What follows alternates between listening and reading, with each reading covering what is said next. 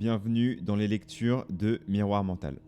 On va lire aujourd'hui la préface de ce qui est probablement mon livre préféré ces quelques dernières années, qui s'appelle Les 3 mots magiques de U.S. Anderson. Alors c'est parti. Nous vivons à l'âge de l'incertitude. C'est l'époque des bouleversements émotionnels et de l'instabilité nerveuse. C'est l'époque où les hommes, observant l'univers du haut de l'amas de ses réalisations matérielles, voient son insignifiance par rapport aux étoiles, comprend combien sa force est dérisoire par rapport à la puissance atomique. Qui suis-je ? Qui est-ce qui m'a créé ? Pourquoi suis-je ici et où est-ce que je vais ? Telles sont les questions de l'âme humaine qui exigent une réponse. Leurs échos retentissants se font entendre dans les cabinets de nos psychiatres, dans nos institutions pénitentiaires et nos foyers pour aliénés, dépravés et méchants. Leurs cris angoissés sont sur nos champs de bataille, dans nos familles déracinées, dans chaque escabille de chaque village brûlé, de chaque ville pillée qui existe dans le sillage des hordes de l'humanité qui ont coupé leurs liens avec Dieu, avec l'espoir et avec la réalité divine. Car l'homme n'est pas un animal qui existe sur la terre pour un jour ou un monstre d'existence dans le maelstrom de chaos. Il n'existe pas d'âme humaine qui, à un moment donné, n'ait pas tendu des doigts timides pour toucher Dieu. Il n'existe aucune circonstance, aucun fait, aucun événement, aucune chose qui n'ait une raison d'être. Et il en va de même pour l'homme. Toute exploitation des éléments et des pouvoirs de la nature, toute création de richesses et de possessions matérielles ne sont que des fantaisies passagères, des choses du moment, car l'homme entre dans la vie nu, et il en sort nu. La seule chose, l'unique chose importante qui concerne son existence sur Terre, c'est la découverte de son âme, car l'homme n'est pas seulement un corps. Aucun être ne peut supporter de vivre s'il ne se considère que comme un phénomène de foire, dans une circonstance de foire. L'homme est esprit, c'est clair et net.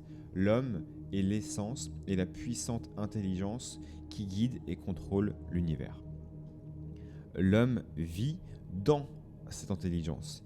Il en est une partie, il en est le tout. Il est aussi petit que sa vie temporelle et aussi grand que sa vie spirituelle, car l'intelligence dont il est issu est plus grande que tout, plus grande que les confins de l'espace, plus grande que la puissance qui maintient les planètes dans leur course. Cette intelligence, l'homme peut l'utiliser comme il l'entend. C'est un don de Dieu, un droit de naissance divin, et elle n'est refusée à aucun homme, sauf par lui-même. Dans les pages de 3 mots magiques, anciennement appelées la clé du pouvoir, vous découvrirez le pouvoir illimité qui est le vôtre. Vous apprendrez comment vous pouvez mettre ce pouvoir à votre service, ici sur Terre, pour rendre votre vie majestueuse et débordante de bienfaits. Les 3 mots magiques n'est pas une religion, une secte ou une société. Dans son intégralité, il s'agit d'une série d'essais visant à vous révéler votre pouvoir sur toute chose. Vous apprendrez qu'il n'y a qu'un seul moteur dans toute la création et que ce moteur est la pensée. Vous apprendrez qu'il n'y a qu'un seul créateur et que ce créateur est le subconscient universel, qu'on peut aussi appeler Dieu. Vous apprendrez que ce créateur crée pour vous exactement ce que vous pensez et qu'on vous montrera comment vous pouvez contrôler vos pensées, non seulement pour obtenir des réponses à vos problèmes, mais aussi pour créer dans votre expérience exactement ce que vous désirez. Vous n'y arriverez pas en un jour, en une semaine ou même en un mois, mais vous y arriverez si vous gardez le cœur et la foi. Cela ne demande que quelques minutes de votre temps chaque jour, quelques minutes qui vous récompenseront avec de plus grandes perspectives dans la vie, plus d'espoir et de promesses que vous n'en avez jamais rêvé. Il y a une cause, il y a une raison. Il existe une puissance plus forte que vous dont vous faites partie, que vous pouvez utiliser pour rendre votre vie bonne, grande, vigoureuse et pleine d'abondance. Chapitre 1, la serrure. Partie 1, le forçage de la serrure. Quelque part, dans une ville, un village ou un hameau, un enfant est en train de naître. Quelque part, un esprit pur est inspiré pour prendre forme. Et maintenant même, le verrou prend forme. Puissante est l'enclume qui forge ce verrou, car elle est la mémoire du subconscient. La lumière, le son, l'inconfort, la douleur, la rugosité, l'humidité, la faim, les odeurs, tout cela empiète sur la mémoire subconsciente, forgeant le verrou qui ferme la porte de l'infini. Il y a quelque chose d'à la fois triste et beau dans tout cela. Triste parce qu'il semble triste de voir l'esprit se renier lui-même. Beau parce que l'autodétermination est belle. Car ce nourrisson, où qu'il naisse en ce moment, est libre, tout comme chaque membre de la race humaine tout entière est libre. Libre de déterminer son destin. Libre de découvrir la source de son être et l'immensité de son pouvoir. Les fausses habitudes de pensée. Vous vous demandez peut-être pourquoi est-ce que la grande masse de l'humanité mène une vie terne et sans couleur, uniquement préoccupée par la peur, la frustration et l'insécurité. Vous pouvez vous demander quel est l'intérêt de ce projet, pour lequel vous avez été entraîné sans aucune volonté de votre part et dont vous allez bientôt sortir. Ces pensées sont des produits de votre esprit conscient. Il ne pourrait en être autrement. Car seul le conscient se souvient de son début et attend sa fin. Le monde, disait Wordsworth, est trop présent pour nous. Les circonstances façonnent notre destin, mais il ne devrait pas en être ainsi. Il existe une ressource qui peut élever l'âme humaine au-dessus de toutes ces circonstances. Mais combien de gens l'utilisent ? Connaissez-vous cet homme, par exemple ? John Jones est né à San Francisco en 1906, ses parents étaient des immigrants, son père était ouvrier, John a grandi dans des conditions modestes et était un enfant de la Première Guerre mondiale. Son père est appelé sous les drapeaux et tué à l'étranger, et le fardeau de l'entretien de sa mère et de ses deux petits frères repose entièrement sur les épaules de John. Suivant la ligne de moindre résistance, John est devenu un travailleur journalier. Chaque semaine, son chèque de paie allait à sa mère. Plus tard, lorsque ses frères ont pu contribuer à l'entretien de sa mère, Jean a continué à travailler comme ouvrier. Il était, comme il le pensait, incapable de faire quoi que ce soit d'autre. Et la responsabilité de son avenir perdu, il l'imputait entièrement à un destin cruel, personnifié dans le ressentiment envers sa mère. À 42 ans, John a développé une tumeur au cerveau et a passé les dernières années de sa vie alité, partiellement paralysé, mourant à l'âge de 48 ans. Est-ce que cela ressemble à un des enfants à qui, comme l'a dit Jésus, le Père a le bon plaisir de donner le royaume ? Est-ce que cela ressemble à une âme libre en expansion vers un pouvoir cosmique conscient ? Ce n'est certainement pas le cas. Multiplier John Jones par 1 million et 1 million de fois, ce n'est toujours pas le cas. Pourtant, John Jones utilisait la même puissance qu'Einstein, Homer, Platon, Lincoln, Emerson, Bouddha et Jésus. Les habitudes de pensée de l'esprit conscient ont façonné la vie de John.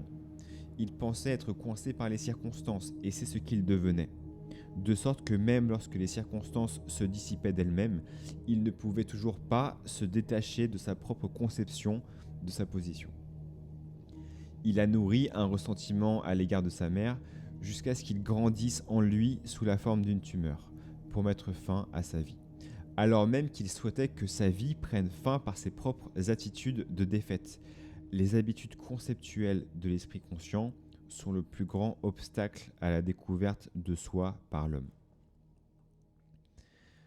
La même puissance apporte à la fois le bien et le mal. Si vous avez participé à des compétitions sportives, vous avez vu un panneau sur le mur du vestiaire qui disait « Une équipe qui ne veut pas être battue ne peut pas être battue ». Et vous savez qu'une équipe qui a compris la signification de ce signe est une équipe gagnante. Si vous êtes un homme d'affaires, vous avez entendu dire la phrase « Pensez grand et faites grand ». Et vous savez que les hommes qui fonctionnent sur cette prémisse font de grandes choses. Si vous êtes membre d'une famille, vous avez vu la puissance de la foi faire des miracles. Dans une maladie, dans l'insécurité financière, dans une naissance, dans une mort, dans tous les événements de la vie.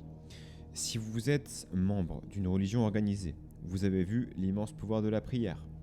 Si vous avez déjà été confronté à une crise dans votre vie, vous connaissez le calme intérieur vers lequel vous vous êtes tourné en un clin d'œil, qui vous a récompensé par une réponse en un instant. Tout le monde a fait l'expérience de ce pouvoir à un certain degré. Il n'est pas enfermé si sûrement que chaque être humain ne le touche pas à un moment de sa vie. Pourtant, étrangement, la grande majorité de l'humanité s'en moque comme d'une circonstance heureuse, d'une coïncidence ou d'un coup de chance. Il est important que vous vous souveniez chaque jour de votre vie que le même pouvoir qui vous apporte la bonne fortune vous apporte la mauvaise fortune et qu'il le fait en fonction de la façon dont vous l'utilisez. La seule façon pour laquelle il apporte si peu de chance à la grande masse des gens est qu'ils ne savent pas qu'ils l'utilisent avec parcimonie et qu'ils l'utilisent de la mauvaise façon. Les conceptions qu'ils ont d'eux-mêmes sont enfermées dans le subconscient. Et aussi sûrement que la Terre tourne, leur avenir est tracé en fonction de ces conceptions et de ces pensées. La seule façon de se libérer pour atteindre le succès, le bonheur et la santé est de parvenir à la vérité. Déverrouillez la serrure et découvrez la clé. L'esprit qui ne dort jamais.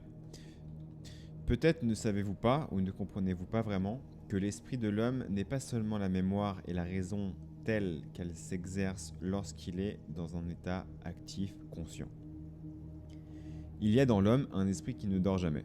Il est constamment actif, avec des réservoirs incalculables qui n'ont jamais été sondés, un esprit d'une capacité et d'un pouvoir si infini qu'il ne pourrait pas appartenir à un seul homme. C'est le subconscient qui se distingue nettement du conscient. L'avènement de la psychiatrie nous a appris beaucoup de choses sur le subconscient. Nous savons par exemple que sa mémoire est parfaite, non seulement pour les faits importants, mais aussi pour toutes les nuances, tous les détails et toutes les scènes vécues. L'habile psychiatre peut lui arracher une scène quand il avait 6 ans, et voilà que la scène se déroule avec des couleurs, des sons et des détails tels qu'on ne pourrait les enseigner sur un film photographique. Le chant d'un oiseau dans l'air de l'été, les doux bruissements des feuilles d'érable qui sèchent sur l'herbe, le grondement lointain d'un train, la grimace d'un visage, le mouvement d'une personne, les mots, les inflexions, tout est exact jusqu'à l'impact émotionnel. Et pourtant, voici une scène que le conscient avait oubliée depuis longtemps. Sonder le subconscient. La psychiatrie qui s'efforce de rétablir la santé mentale des gens a remonté la piste du temps du subconscient, en recherchant les points sensibles émotionnels, puis en les exposant au conscient du patient afin qu'il puisse juger rationnellement de leur banalité. Ces méthodes ont permis de rétablir la santé mentale avec plus ou moins de succès. Parfois, hélas, le désastre s'est produit lorsqu'un grave rejet du conscient a été arraché au subconscient et soumis au patient, qui, terrorisé par cette exposition, a sombré dans l'hystérie ou la dépression, tant les conflits émotionnels suscités étaient importants. Mais ce sondage du subconscient a mis au jour une vaste réserve de matériel jusqu'alors inconnu. Sous hypnose profonde, des patients ont décrit des bruits et des environnements qui n'auraient pu être vécus que dans le ventre de leur mère. De la même manière, certains patients ont décrit des scènes et des moments qu'il aurait été impossible de connaître ou dont ils auraient été témoins. Une vie antérieure, la vie d'une autre personne, un transfert de pensée. Peut-être que le psychiatre a parfois stagné sur la piste du temps et du subconscient, mais l'existence de tels phénomènes est indiscutable. Quel jouet puissant et stupéfiant le subconscient est en train de devenir. Les jeux joués dans les salons s'assemblent maintenant dans le laboratoire. Le médium qui peut prédire l'avenir, le lecteur de pensée, l'hypnotiseur tombent sous l'examen du microscope. Mesurés, numérotés, pesés, comptés, tabulés et recoupés, ils aboutissent tous à une chose. Le subconscient est l'instrument de création le plus puissant de l'univers. Il s'étend dans l'espace et le temps, manifeste la forme à partir de la substance, atteint toutes les connaissances et il existe dans chaque homme. Le maître et le serviteur. Vous vous demandez peut-être pourquoi sur un sujet aussi inépuisable que celui-ci, nous devrions nous intéresser au conscient. Ce conscient minuscule, insignifiant, qui ne se souvient que de quelques années, de quelques faits, qui a à peine appris les rudiments de la pensée, et qui est à peine capable de s'occuper de son environnement immédiat, nous sommes concernés ici, parce qu'il s'agit d'un maître et non d'un serviteur. Aussi surprenant que cela puisse paraître, le tout petit esprit conscient est le maître. C'est comme un bouton qui actionne un interrupteur, qui actionne un levier, qui démarre un moteur, qui produit de l'électricité, qui fait bouger le monde entier. Le subconscient fait exactement ce que le conscient lui dit de faire. Le rejet de la douleur de celui qui souffre. C'est là que réside le problème. Personne ne veut consciemment être malade. Personne ne veut consciemment être pauvre, mal aimé, sans succès. Il serait impossible de faire admettre à quiconque dans le monde qu'il désire consciemment ces choses négatives. Pourtant, s'il les a, aussi sûrement que la vie existe, il les a commandées pour lui-même. Il est la victime des indicateurs que le conscient a placés dans le subconscient. Ceux-ci ont été enterrés par le conscient, tout comme un chien oublieux pourrait enterrer un os, ne se souvenant ni du lieu ni même du fait de l'enterrement. Ces promoteurs dans le subconscient sont responsables des grandes hordes de personnes malheureuses qui se rendent maintenant chez les psychiatres. Ils ont semé plus de malheur dans les vies individuelles et pour l'humanité dans son ensemble que toute autre chose. Ils ont donné au monde l'insécurité, l'hostilité, la cupidité, la corruption et la haine. Ils sont les clés cassées d'un instrument divin. Ils ont désynchronisé l'humanité avec l'infini. Ils sont la serrure qui barre la porte de la réalisation de soi. Par exemple, Fred Smith est un bébé non désiré. Alors qu'il est qu'un nourrisson, sa première quête d'amour auprès de sa mère se solde par un rejet total. Pour faire face à sa douleur, Fred Smith adopte une attitude agressive et arrogante face à la vie. En grandissant, il oublie qu'il n'a jamais désiré l'amour de sa mère. Il se remplit d'orgueil du fait qu'il n'a besoin de rien ni de personne pour être complet. Et il foule aux pieds des gens pour arriver à ses fins. Voilà ce qui fait un dictateur ou un meurtrier. Fred Smith déteste la vie parce que son premier désir de vie a été rejeté. Il ne fait que rejeter ce qu'il a rejeté en premier. Il ne peut pas s'en empêcher. Consciemment, il a oublié depuis longtemps la cause, mais la mémoire du subconscient est parfaite. Le souvenir de la douleur, ou prompteur, comme on va les appeler, y est enfoui et il ne le laissera jamais se reposer.